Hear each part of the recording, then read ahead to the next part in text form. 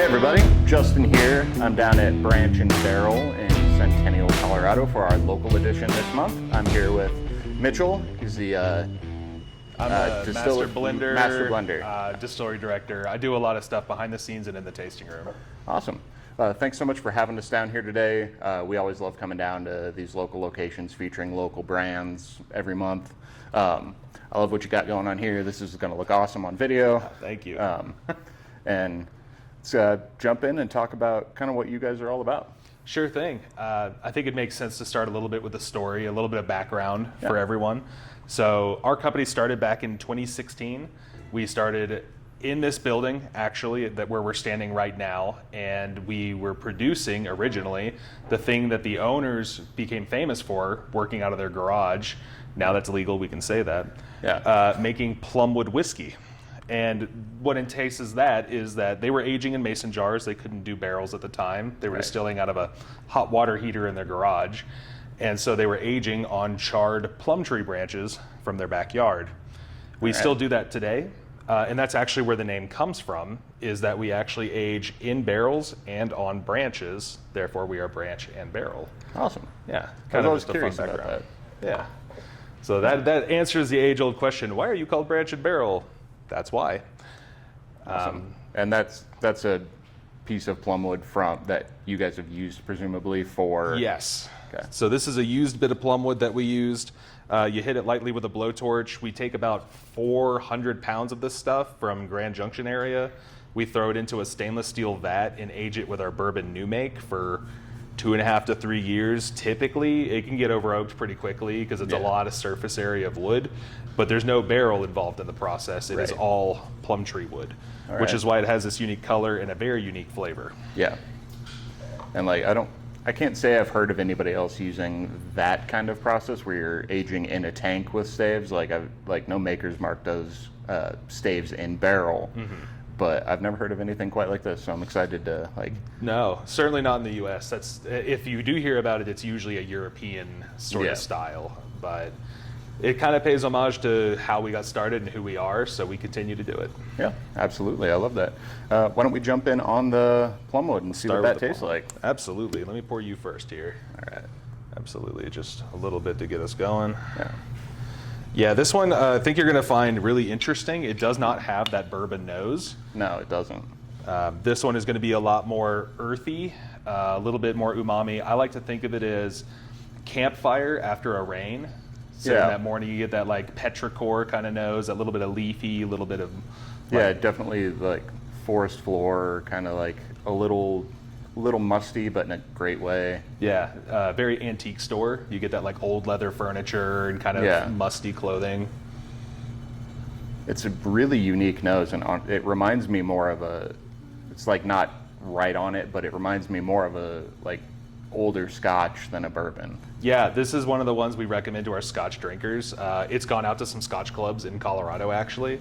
Nice. I like to think it's a little Scotchy, a little cognac-y, a little reposado tequila-y. It's kind of in a class all its own. It's very, very unique in that way. Yeah, there's a lot to unpack just on the nose. Even underneath that, foresty texture, there's some fruit in there, just a little bit of sweetness hiding back there. Yeah. It's really nice. You just smell that all day. Absolutely. You get a little pipe tobacco. I mean, it goes on. There's so much character to that. Well, cheers. Cheers.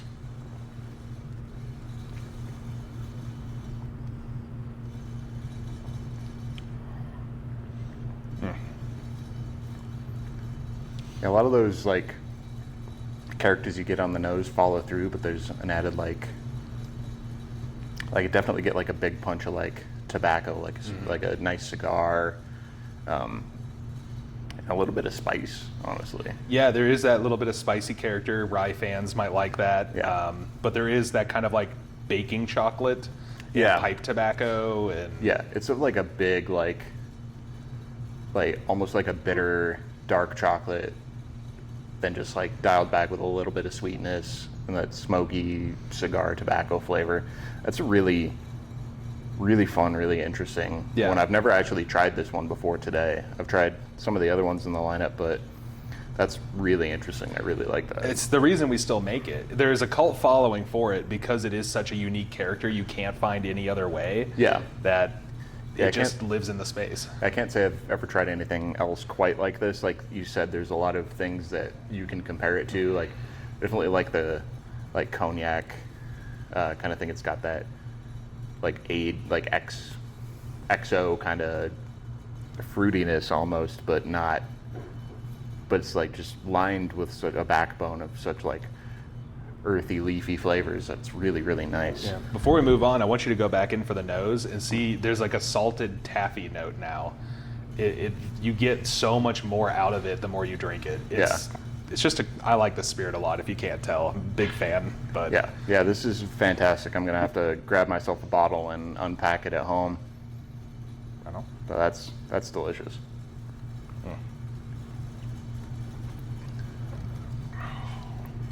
Yeah, so what's the next one we're gonna try?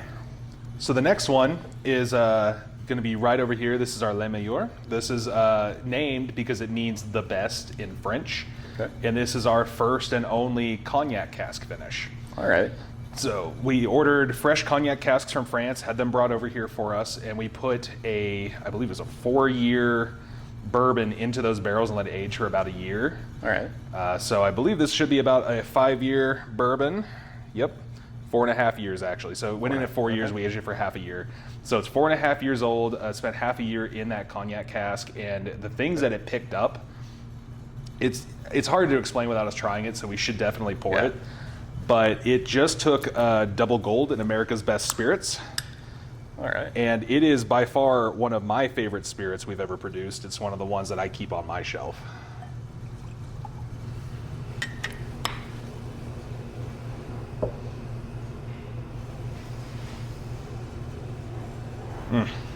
Already the baking spices, the kind of pastry, buttery dough, that little bit of like apricot-y kind of fruit notes. Yeah, I was definitely gonna say like some sort of stone fruit, like maybe like a peach turnover. Yeah, exactly. That's kind of what I get is those turnover crumble kind of flavors.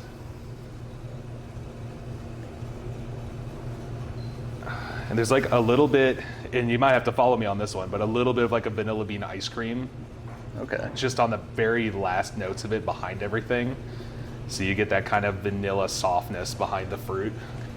Yeah, I can see that. Like a peach cobbler with a like big thing of ice cream on top. Exactly. Yeah, I can definitely see that. It's subtle, but it's definitely there. Yeah, it's so desserty. It's insane.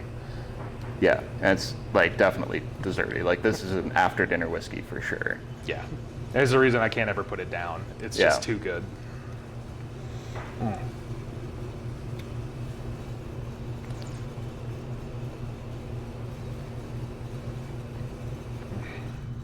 Every time. Yeah, that's great. And that stone fruit flavor really follows through. Also, even a hint of that vanilla on the palate as well. Like, it's a really good combination. I can see why you would just want to sit and drink this one. Yeah, tons of brown sugar. It's just really rich. The mouthfeel is something that I really get out of this. Like, you can feel it still clinging to the tongue. It's oily. It's heavy. Yeah. It's also cask strength, but it doesn't taste like it. Oh no, I wouldn't have guessed. Like, I haven't looked at the proofs on any of these, and I would have put it at 100 or less. Yeah, it's close to that. It's about 104. Okay, so it's not too hot out of the cask, but no, but it drinks super soft. Yeah, and that's something that it's worth mentioning about our company is that we actually fill our barrels at 104. So it's a little bit lower than your standard, and we do that on purpose because when we filled barrels at 125 beforehand, which is pretty standard, our whiskey always felt watered down at the end of its life when we bottled it. It didn't taste right, it wasn't rich, and we didn't like that. So you guys are looking for, when you're sampling through, like going through checking barrels, you want it to be as close to that when you get it out to the consumer. Exactly. That way we have to add very little water to the end. We make a little less bottles that way, but we think that the quality of it stands out when you drink it, and that's what we're looking for. For sure. This is great. I know. I really like this I may one. not dump this one. I'm gonna have to. I got a bit of a drive back. That's true. But Yeah. Thank you for being the angel on my shoulder. Yeah, I try. I've turned my life around since I was a kid. Well, next on the roster is going to be our flagship bourbon. So this is what we're really known for. This is our bread and butter. Yeah. This is the same recipe we've been running from day one. It's the same recipe that's in these others here. That is going to be about minimum 4.5 years old. There are some older barrels in there mixed in, but it is 92 proof and 100% our bourbon mash bill. There's no rye, no wheat in it. It's all corn and barley, inspired by George Washington, actually. All right. And it is known for a creme brulee character with some nice fruit notes, super soft, approachable. It's what really put us on the map. Yeah, and like for me, for like a daily drinker, like on the shelf all the time, bourbon, that 92 proof point is a really great, like, split the difference between cask strength and 80 proof like you'll get from a lot of the bigger brands, because it fits well. There's a lot to unpack with it. Sitting it, drinking it neat or on a cube, or it's got enough punch to stand up in a cocktail. Absolutely, and that's why we did that. That was intentional. We didn't want it to be so hot that it was unapproachable for most people, but we wanted it to be warmer than just 80 proof to keep that flavor. Yeah.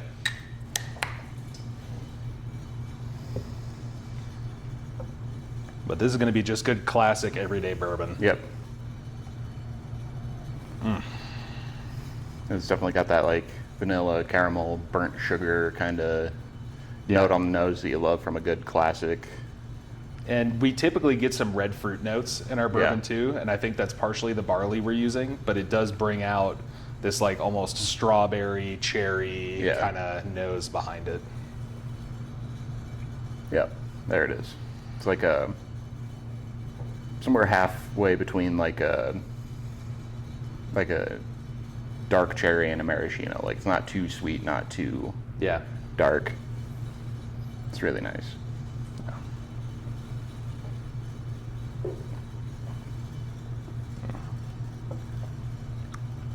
Oh yeah. Yeah. It was good. Good classic cherry, like you said, creme brulee. Definitely get that, like that burnt sugary crust. Yeah. Like it's just a really good straight shooting classic bourbon. Some like butter pecan notes. It's just got those toasty nuttiness, the woodiness. Yeah. It's not spicy in any real heavy way. No, like the lack of rye, like you can tell, like it's definitely on the sweeter side of bourbons with all the corn that you guys have in there, but like it's not overdone. That like barley plays really nicely in with it. Yeah. And it's worth noting that all of our grains are local. So the corn that we're using in our bourbon right now is actually from a small dairy co-op outside of Wiggins, Colorado called Bath Farms. All right. And all of our barley and any of the wheats and ryes we do use are coming from the San Luis Valley down toward like Alamosa. Okay. So awesome. All small farm agriculture that we're supporting in Colorado. All right. And like I mentioned at the beginning, this is exactly what we're trying to feature for these Drink Local editions, and like it's awesome to hear that you guys are really leaning into that mentality as well. Yeah. All right. Next up is going to be our Colorado Gold. So this is kind of an interesting one, I think, because it is an American whiskey, and American whiskey does have kind of a, I don't know if notoriety is the right term to use there, because it's so loose on laws. Right. You can add grain neutral spirit, you can add flavoring. There's a lot of things you can do to an American whiskey, and we're not doing any of that because we have integrity. Right. So this was literally a way for us to find a use for the barrels that we've used to make bourbon, because as you know, bourbon barrels can only be used once. Yep. And they're an investment. Right. So, yeah. Like for anybody that doesn't know, barrels and cooperage and everything is very expensive. Very expensive. It is probably our largest overhead, or one of them. And we wanted to find a way to get a little bit more length out of those barrels to make the money worth it. And so we were aging our flagship mash bill, same exact spirit in here, in those second fill casks, and then blending it with a single barrel selected by us to give it backbone to make a second use whiskey. Yeah.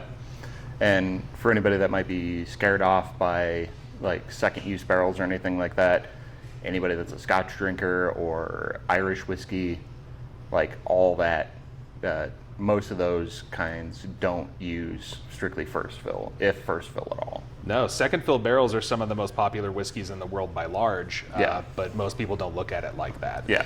And so this is going to be a lot more, it's going to be lighter, really. It's going to be less of the brown sugars, less of the oak, less of the toffee, more vanilla, more caramel, and more bright sweetness. Yes, you're getting more of the character from the grain rather than the wood, because the wood's been a little bit used, so it's just kind of providing an accent.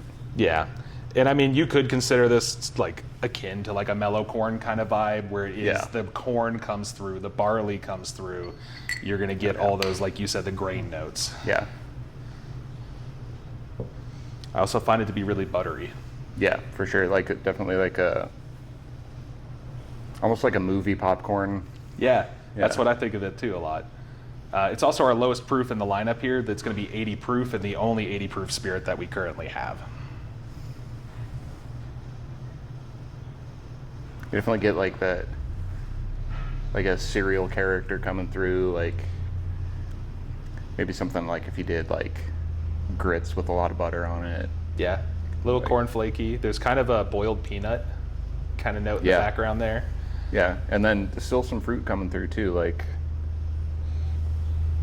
And I get almost, and this might be a little sacrilegious, but like the cereal milk left behind when you have a sugary kind of cereal like Corn Flakes. Yeah. You have that like kind of sweetened milk. There's kind of like that smell in there. Yeah, I can definitely do that. It's just fun.